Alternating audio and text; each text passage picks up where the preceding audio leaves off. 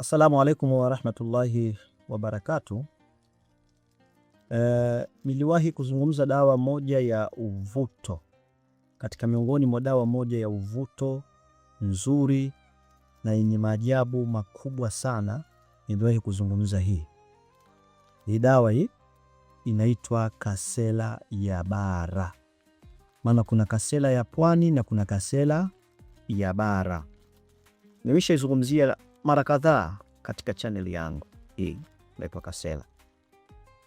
Kama mnavyoiona hii Kasela ni dawa moja nzuri sana kwa ajili ya masuala ya nini? Kwa ajili ya masuala ya uvuto.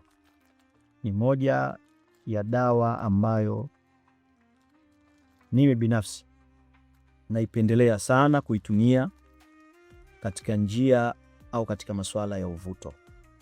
Hii Kasela ya Bara.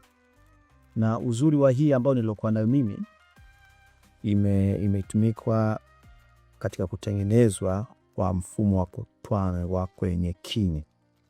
Hii na imechimbwa kwa taratibu nzuri kabisa kwa ajili ya kufanyia kazi katika njia za uvuto. Makari kama hivi imechukua tu sample moja wapo, nikaifunga nikawa hivi nitolee darasa, ila zipo za kutosha. Kihitaji hizi dawa zipo za kutosha. Sasa leo nataka nizungumzie muendelezo wa faida ya hii dawa ambayo inaitwa Kasela katika upande wa njia za uvuto. Kama wewe unajiona una shida ya kuhitaji wateja katika biashara, una shida ya kuhitaji uvuto katika mwili wako, unahitaji upendwe na watu, kubalike na watu, uheshimike na watu, dawa hii hapa inaitwa Kasela. Kubwa zaidi, nisikilize kwa umakini, hatua baada ya hatua nitakuelekeza namna ya kuweza kuikamilisha hii dawa kwa kutumia hii Kasela, ili ikutengenezee mazingira ya wewe kufika hatua ya kupata mafanikio kupitia hiyo biashara yako, kupitia kazi yako. Sasa ili utengeneze hii dawa ya uvuto, ambacho unachotakiwa kukifanya, utaandaa vitu vitatu. Utaandaa vitu vingapi? Vitatu. Kitu cha kwanza, utaandaa Kasela yenyewe ya Bara. Utaandaa Kasela ya Bara, na baada ya hapo tuhakikishe unapata pia na ubani maka huu.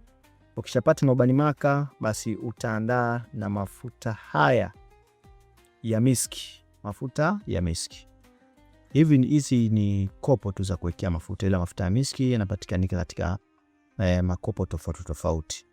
Kwa ukienda katika yale maduka ambao wanayopima yale mafuta mchanganyiko, basi kama unahitaji mafuta ya miski utayapata, tofauti na hivi vichupa. Nimeweka tu kama sample sababu ndio vishazoeleka mafuta ya miski yanakuwa humu.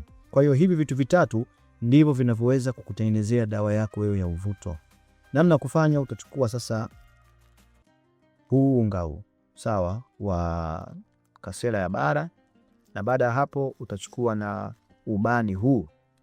Utachukua na huu ubani, alafu vyote viwili hivi utaviponda kwa pamoja.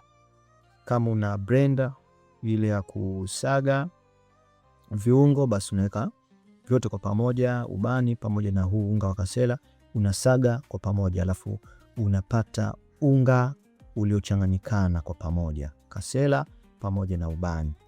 Baada ya hapo unachukua ule unga wako, unanyunyuzia mafuta haya ya miski. Mafuta yawe mengi.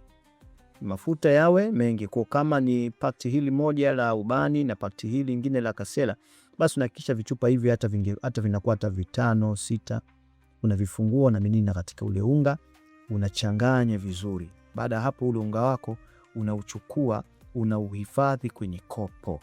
Matumizi sasa, baada ya kuwa umeshatengeneza hii dawa yako, bi maana umeshachanganya kwa uzuri, matumizi yake yatafanya hivi. Utatafuta sufuria mpya ambalo halijawahi kutumika, na utatafuta na ndoo mpya ambayo haijawahi kutumika. Usitumie ndoo iliyotumika wala sufuria iliyotumika. Nunua ndoo mpya na sufuria mpya.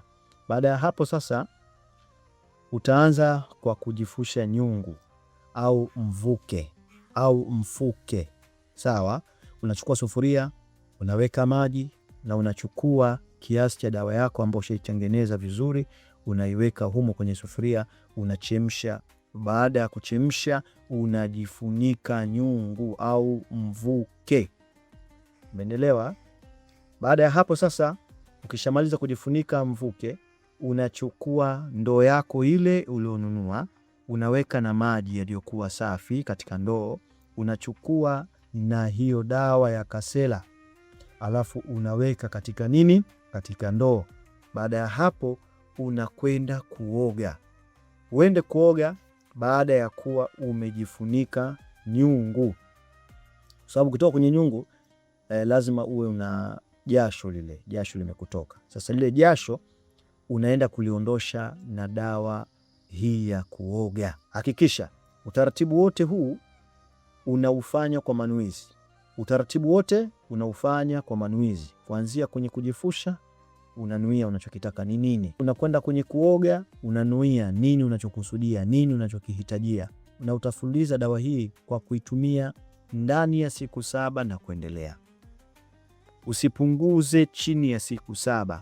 Kwa kama utatumia siku 10, 11, siku 20, siku 30 ni wewe. Ila ndani ya siku 7 kuendelea ndio natakiwa utumie hii dawa.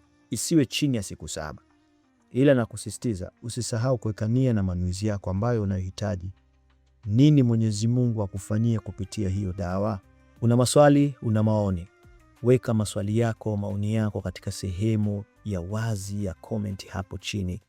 Na kama umeipenda hii video hii, basi usisahau kulike, kushare na vile vile subscribe channel yetu ili uwe wa kwanza kupata taarifa ya sisi tutakapokuwa tumeweka video mpya. Kama una shida na visomo vya dua, unahitaji dawa kama hizi, basi namba za simu hizo hapo zinapita katika skrini na zingine zipo katika sehemu ya description hapo chini. Aliyekuletea darasa hili ni mie wako Maalim Kombo. Assalamu alaikum wa rahmatullahi wa barakatuhu.